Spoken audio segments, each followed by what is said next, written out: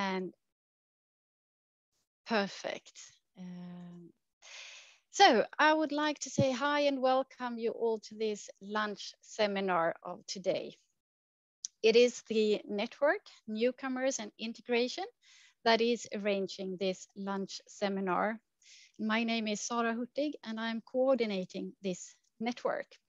And before we start, I would just like to mention a few things about this network so you have a background. It started in 2016 when there was a huge increase in refugees coming to Sweden. The members of the network are employees at Uppsala University. And we come from different departments, divisions and units, and we work with something that in some way include these target groups or these areas with refugees, newcomers and integration. We have several network meetings every semester, and we also arrange these public lunch seminar as we have today. And today then, I have the pleasure of welcoming one of our members, Micheline van Riemsdijk, who will hold a presentation for us. And yeah, it will be recorded. It will also be held in English, but you're most welcome to ask questions in Swedish afterwards. So Micheline, I hand it over to you. So please present yourself and start. Sarah, thank you for the introduction and for inviting me to give this lunch presentation today. I am an associate professor in the Department of Social and Economic Geography here at Uppsala University. And my main specialty is highly skilled migration and also the forced migration of highly skilled individuals. And so today I will be presenting a special issue that will be coming out in international migration. And as Sarah said, it's totally fine to ask questions in Swedish. I speak Swedish, it's just the research is in English and it's easier for me to present that in English. And so if you want to ask any questions along the way, that is totally fine. Then I cannot really see when you raise your virtual hand because I can only see my presentation screen, but then just interrupt me, that is totally fine. So can you see the screen now? Sarah, can you give me a thumbs up? Great. Yeah, sure, we do see it. Good. Yeah. So this presentation is about labor market integration policies for highly skilled refugees, and it will be focusing on Sweden, Germany, and the Netherlands. And so what I want to do in this presentation today is to first of all introduce the special issue that is coming out in international migration. And that special issue examines the normalized assumptions about refugees. So the general assumptions that you read about in the media, how people in general talk about refugees, and also the assumed causes for their low employment rates, to then better understand the rationales that authorities have for creating particular labor market integration policies. So we're very interested in the assumptions behind these policies in these three countries. And we focus particularly on highly skilled refugees because most of the research so far has been focusing on refugees in general and mostly focusing on low skilled refugees. And so I will be providing examples from the 8 articles that are included in the special issue. And then I will shortly conclude with a research agenda. And I only have 30 minutes, so I will not tell you everything that is in the special issue, but you can definitely send me an email and I'm very happy to send you the introduction and those 8 articles included in the special issue. No. And so first I would like to introduce my co-author, and there seems to be some noise in the background. There. that's better. So I would like to introduce my co-author and workshop co-organizer, and that is Lynn Axelsson, and she is a researcher at Stockholm University. And unfortunately, she could not be with us today, but she is a big part of this whole project. So now let's talk about how this project started. And that was that Lynn and I met in the fall of 2018.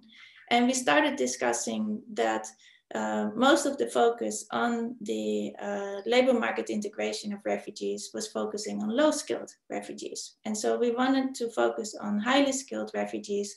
And we knew that there was a call from Riksbanken's Jubileumsfond to put together a group of interdisciplinary scholars with an international research focus. So that's where I started doing lots of Google searches, identifying scholars in Sweden, Germany, and the Netherlands, and also making sure that they were from different disciplines. And this is what that group looked like. So they came to Uppsala in January for 2 days, and they came back in May for 2 days. In January, we were discussing the different disciplinary angles on labor market integration, because we had people from education studies, from anthropology, from legal studies, from geography. And so all those different disciplines look at integration in slightly different ways. They ask different questions, they might use different methods. So in January was really a taking stock meeting where we started discussing, so how are our disciplines studying the labor market integration of highly skilled refugees? And then in May, they came back. And then everybody submitted a manuscript for the special issue. And then the workshop participants gave feedback on each other. And then also Lynn and I gave feedback. And then everybody submitted to the journal for peer review. So I want to give a little bit of background for this special issue, why we are focusing specifically on the labor market integration of highly skilled refugees. And one is numbers. So in 2015 and 2016, 2.7 million asylum seekers came to Europe. And so at that time, it was mostly an ad hoc response of meeting the immediate needs of these asylum seekers. But now we are more in the long-term perspective of how can we help these, most of them are now have received refugee status. How can we help them find employment in the receiving country? But we also know that if you look at employment rates, that refugees have lower employment rates and also earn less than both other migrant groups and the native-born population. And most of those studies that focus on these employment rates, they look at refugees in general. They don't really look at skill in particular. But we are arguing that that is actually really important, because 20% of the working age refugees in Europe have completed at least a university education. So we are arguing that we really should start focusing more on those highly skilled refugees. And so I've been using the term highly skilled refugees a lot. So it's also important that I define that. And so those are people who have been granted refugee status and they have completed a tertiary degree, or they have the equivalent in experience. So then the question, of course, is why do refugees have lower employment rates and earnings compared to other migrant groups and the native-born population? And there are actually many reasons for this, but I just want to highlight a few. And so one of them is that if refugees have experienced psychological stress and or if they have physical difficulties, then it's also more difficult for them to seek employment and to be employed. And the second part, which is different for forced migrants versus voluntary migrants. So if refugees have to wait a long time for their asylum claims, like here in Sweden, they often had to wait for more than a year, that is a time of uncertainty. You don't know if you're going to get your residence permit. And it is also a time where you don't qualify for language courses, where you don't qualify for labor market services. So it is often also a time of demotivation.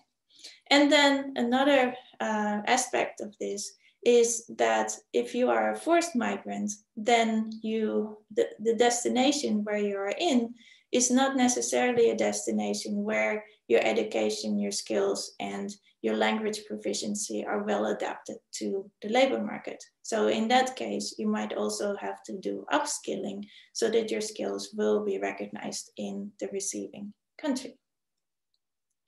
So now let's talk about labor market policies, because in this special issue, we're very interested in the assumptions behind the policies. And so some of these assumptions are based on the personal characteristics of the refugees. So it's assumed that refugees have difficulties getting into the labor market because they don't speak the language of the receiving country, because their skills and their professional competences don't necessarily translate to the receiving country. They might not have the cultural competences that help them get a job. And then there are also the institutional factors. So those then assume, for example, refugees don't get jobs because they're being discriminated against in the labor market, or because they have to wait long times for their asylum application. And what these two perspectives have in common is that they focus on the individual and/or institutional shortcomings. Because the language that I just used, like refugees do not have the required language skills. Refugees do not have the skills and professional competence that are needed. So that is a deficiency approach, right? You're pointing out what the refugees do not have, and then that becomes a rationale for why you implement certain policies that help mediate those perceived shortcomings.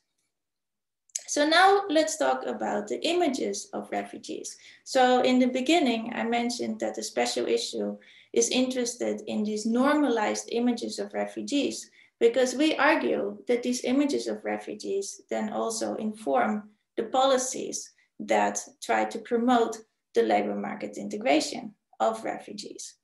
And so two of the articles in our special issue by Katarina Mosetic and Hale Gorashi, they say that these normalized images of refugees, they frame them as weak, as being disadvantaged, people who are passive receivers of assistance, and sometimes also seen as a burden on the welfare state.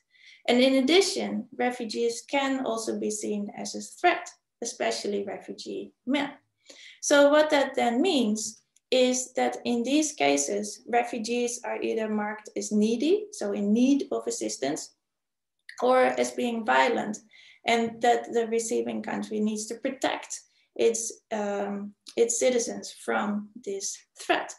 And in both of these images of refugees, then they do not give the refugees agency, right? You don't see anything in here about refugees' contributions to the receiving country and the skills and the competences that they do bring and the positive contributions that they can make. So what we are then doing in the special issue is that we add a skills perspective to the existing research on the labor market integration of refugees and related policy studies. So there is a large body of literature that looks at the labor market integration of refugees, and it's mostly quantitative and it mostly measures the employment outcomes. So whether refugees have a job and also whether their earnings are commensurate with other migrant groups and the native-born population. And there are many policy studies on integration policies, but few of those actually focus on highly skilled refugees. And so why we think that it is important to add a skills perspective to that research is because if you study highly skilled refugees, their experiences are both shaped by their educational attainment. So they have completed a university education, but they also their experiences are shaped by what Katerina Mosetic calls their refugee-ness. So the disruptions caused by flight and uncertainty during the asylum seeking period. So if you put those two experiences together, you get very unique experiences that are not necessarily captured in those policies that are being developed for refugees in general. And so the special issue then focuses on Germany, which received the most refugees in absolute numbers, Sweden, which received the most, and I should say asylum seekers, by the way. So Germany received the most asylum seekers in absolute numbers, Sweden received the most asylum seekers per capita, and the Netherlands also received many asylum seekers. So now let's talk about these 4 themes that we have included in this special issue. And the first theme is the recognition of prior learning, which is really key for highly skilled refugees, that their education and their professional background is being recognized in the country that they are coming to. So how this recognition process works is that it looks at equivalency. So it looks at a person's diplomas, course lists, number of hours, and then assesses whether that education is equivalent to an education in the receiving country. But then one of our contributors, Per Andersson, then argues that this emphasis on formal competence, so where you look at what is on paper and make that assessment based on those formal competences, may actually disadvantage refugees, because he is saying that refugees often come from educational systems that are quite different from the education systems that we have here in Europe.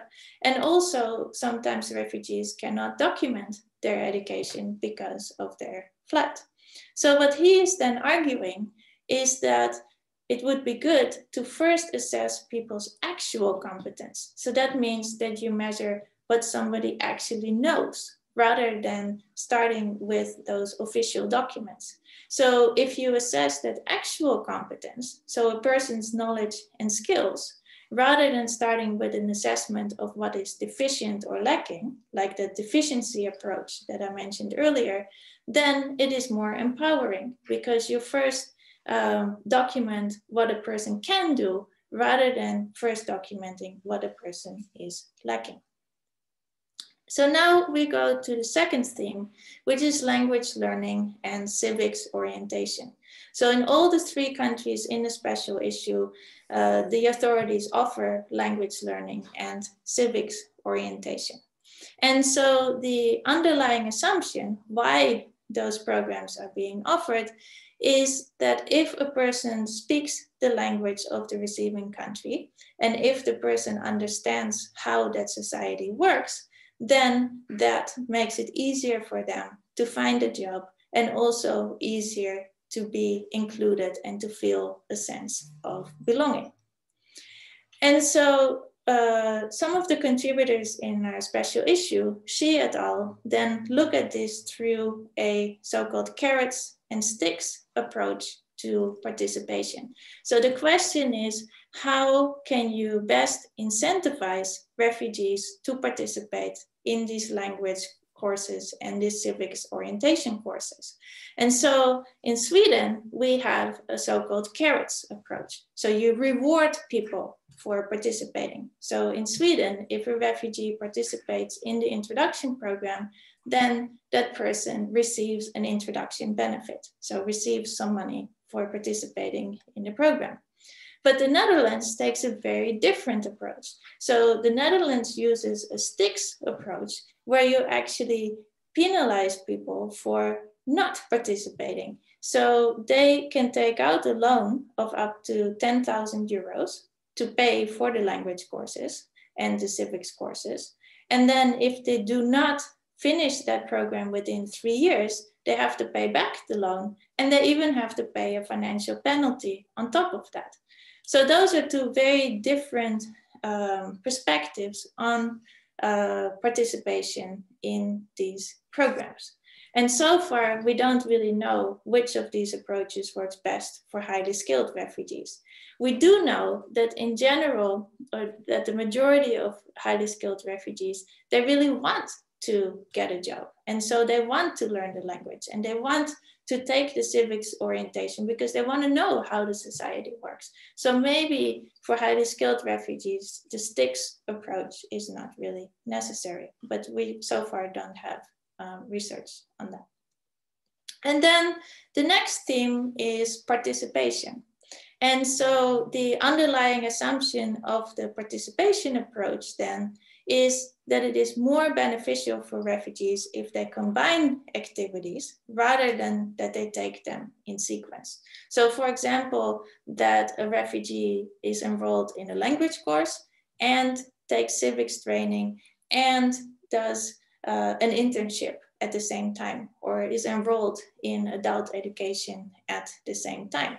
So the idea is that if you do that, if you combine those activities, then it's easier to learn the language in context, and it is also easier to get in touch with the members of the receiving society, and with that it might be easier to get a job. And so in one of the articles in our special issue by Emily Miltenburg and Jaco Dagenvos, they analyze a large survey of Syrian refugees in the Netherlands. And they find that highly skilled refugees are more likely to combine activities than low skilled refugees. So low skilled refugees might first take a language course and then take a civics course and then do another activity. And so they are then arguing that since these highly skilled refugees are more likely to combine those activities, they then also develop skills that will be easier for them to find employment in their field of expertise, or at least to enter the labor market, I should say. And then the next theme is entrepreneurship. And so in general, if you look at the assumptions in the labor market policies, they tend to assume that refugees should engage in waged employment. So the idea is that refugees should be hired by employers and paid for by employers. And what is that? This does not take into account that refugees can be financially independent through entrepreneurship when they study their own business, start their own business. And so this is an article in the special issue by Tesseltje de Lange et al. And they are also saying that the labor market policies, they want the refugees to get a job quickly. And so, especially in the Netherlands, where they are conducting their study, is that you have to apply for jobs and you have to accept a job quite rapidly. And so there is little time to develop those entrepreneurial skills, to understand how the business system works, and to apply for funding. So they are saying that these assumptions underlying the labor market integration policies make it difficult for refugees to become entrepreneurs. And so then they are saying that this underlying assumption of waged employment then means that there is little training for entrepreneurial skills, and also limited funding. And we know also that it's difficult for refugees to get funding to start their own business. So banks are reluctant to lend them money, especially when they don't have permanent residency. But then Lynn and I are adding one perspective to this, and that is that if we study the entrepreneurship of highly skilled refugees, we should also pay attention to de-skilling, because if a highly skilled refugee starts a business in a field that's quite different from his or her expertise, then that can be problematic. And then our last theme is diversity and inclusion. And we call this section looking beyond labor market integration, focusing on diversity and inclusion. Because most of the labor market integration policies have a pretty short-term perspective, or the key outcome is that a successfully integrated refugee is an employed refugee. But they do not really address the long-term inclusion of highly skilled refugees. So the larger social inclusion into society and fostering a sense of belonging. And so Hale Gorashi, in our special issue, she studied highly skilled Iranian women in the Netherlands. And so she finds that the policymakers and also their co-workers tend to focus on their deficiencies, so what they are not doing well, more so than their qualifications. So she has some examples in the workplace, for example, where co-workers will focus mostly on their language mistakes rather than the skills and the competences that they bring to the workplace. So again, this deficiency approach that I mentioned earlier is coming back here as well. And then an article by Sidra Khan-Gökaya and Mike Musko focuses on refugee healthcare professionals in Germany. And they find that the supervisors of these healthcare professionals mostly assess whether these refugees fit in and adapt to the existing work culture rather than adjusting the work culture to the diversity in the workplace. So here they also find that it is more about fitting in and fitting the mold that is already there, rather than changing the work culture and changing the institution to foster that inclusion.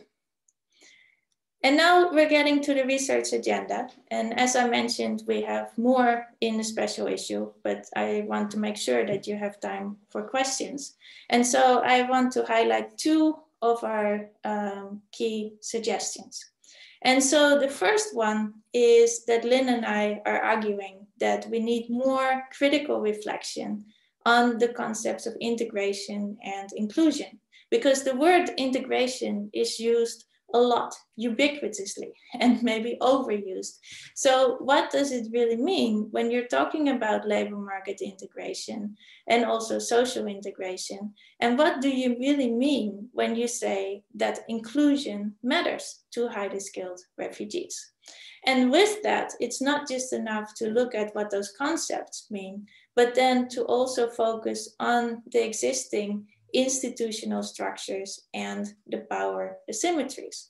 So if it is, as some of our contributors are arguing, mostly about making refugees fit in into the existing institutional structures, then you're not making any change, right? You're not making the situation any better. So if you look at what those institutional structures actually are, and if you look at what those power asymmetries between the refugees, their co-workers, their supervisors, if you better understand how that works, then you can try to create a more inclusive work environment.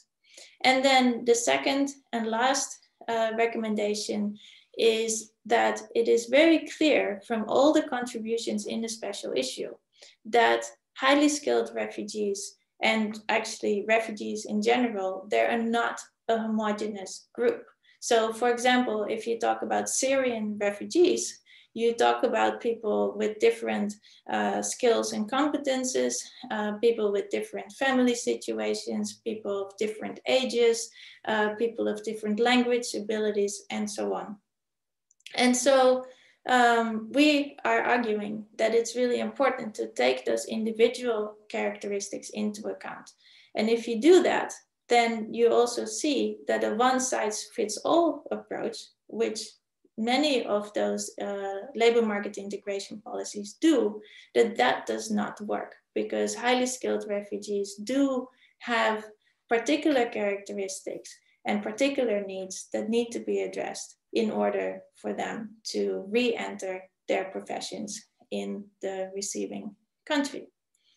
And so this is my last slide. And so here I included the email addresses for Lynn and for me. And so if you would like to receive the introduction and those 8 articles, I'm very happy to email them to you.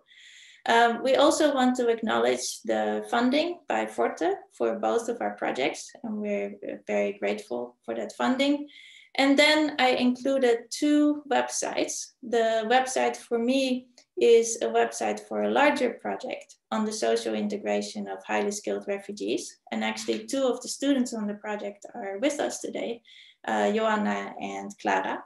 And then we also have Lynn's website, where you can look up more about Lynn's research. So thank you for your time, and I'm very happy to answer any of the questions or hear your comments that you may have. Thank you so much, Micheline. This was really, really interesting, really. First of all, I would like to ask you is it possible for you to send your presentation to me so I can send it out to the network and other interested? Perfect. And then, yeah, Lilian, you have a question. I thought so, anyway. No, I don't have a question. Ah, I thought you raised your hand. No, but I was applauding. That's great. Is it anyone who has a question? You can ask in Swedish or in English. The microphone is yes. Yeah, curiosity. And thanks, Micheline. I thought it was very, very interesting. And I think especially at the end, you really come to the course of the difficulties and the dilemmas. And I'm curious, what do you already have some suggestions? How do we go about this power asymmetries and the well, partly, I mean, in the workplaces, but also the institutional structures, of course. So fortunately, 2 of our contributors already have some suggestions, so I can talk or tell you what they are suggesting. And I think both of those suggestions are really good. Halle Gorashi suggests that you should bring different actors together. So you should bring the refugees and the policymakers and the employers together so that they better understand each other's perspectives and that you get at those normalized assumptions from all parties. So instead of just studying one group and saying, you know, this is how it's working for them, if you actually get a dialogue going, that's where you can start to address some of those issues. And then Gan Kökaya and Moscow, they point towards diversity management. And this is more specific in the workplace. So they are saying that if you use diversity management as a tool to start having those conversations about inclusion in the workplace, about belonging in the workplace, then at least you can start identifying those processes of exclusion. And if you then also include the management, which is really key, then you can also start to address those issues at the structural level. But of course, that's a process that takes time, and it also takes buy-in. You know, the institution must actually want that. But those are the 2 solutions that some of the contributors have suggested. But a very important question, what do you do with this? How do you improve the situation? Do you think there is hope? Of course. Will we be able to do this? Yeah. No, I think there is, because I think workplaces are becoming more diverse. And we also know that employers need workers, particularly skilled workers, in all of the 3 countries that we are studying. So they don't really have a choice. Business as usual in the future just won't work. So whether you are willing to deal with these questions of diversity, whether you are willing to hire somebody from a country outside Europe, you know, with an educational system that is quite different from yours, somebody with a background from you that is quite different, I think at some point it just has to change, whether you want to or not. Mm. But hopefully with the willingness to do so, I think that would be better. Ivan? Jag tänkte egentligen bara komplettera lite här, men jag pratar svenska.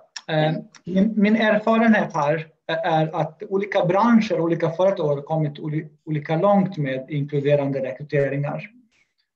Och det kan ju se när jag har jobbat till exempel inom, och det gäller alla typer av inkluderande rekryteringar. Vissa branscher har ju till exempel traditionella mansdominerade yrken. Där har man påbörjat arbete, men det är inte bara nyanlända eller invandrare eller andra grupper som har svårt att komma in, att man inte har jobbat liksom med mångfald på samma sätt. Det handlar också om till exempel att man inte har anställt kvinnor tidigare. Så det är liksom en större process med inkluderande rekrytering, personer med funktionsnedsättningar och så vidare. Men vissa branscher upplever nu att det finns ett stort behov av att anställa.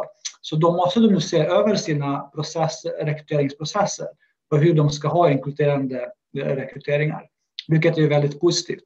Men man kan ju också säga att vissa branscher och vissa sektorer har kommit betydligt längre när det gäller inkluderande rekryteringar.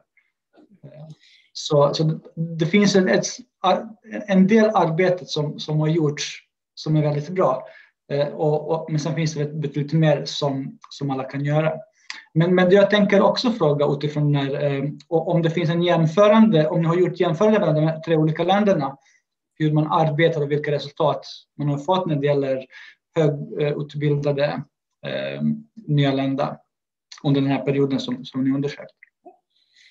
Very good question. Initially, that was the goal, one of the key goals for the special issue. And then we realized that since this is still a up and coming field, that the 8 researchers that I identified, that was after many hours of searching. So highly skilled refugees is still an under-researched field. And so I was actually thinking now that this special issue is coming out, that would be a great next step to then actually look into the policies that are in place, like what I mentioned, the carrots and the stick approach, for example. So looking more in detail how that is working and also how that is working in Germany. And then particularly whether and how these policies focus on highly skilled refugees. So yeah, that is in the making. We just need some money for it.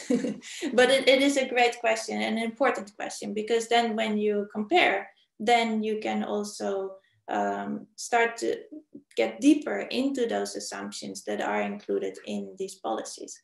In terms of measuring outcomes, that is a lot more difficult to do, because in 2 of the articles in our special issue, one is by Xi et al. On the Swedish introduction program, and the other one is on by Miltenburg and Dagevoss on the Dutch language and civics program. And they both say, they did quantitative analysis, and they both say that they cannot separate which of the initiatives is most successful.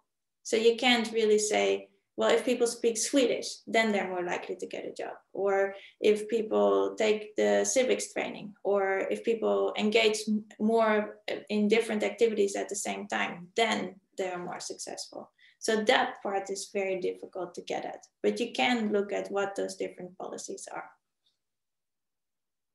Thanks. Very good comments. Do we have any other questions?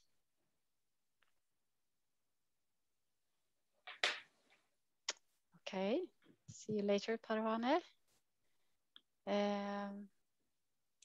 Right. Well then, if there are no more questions, you have got the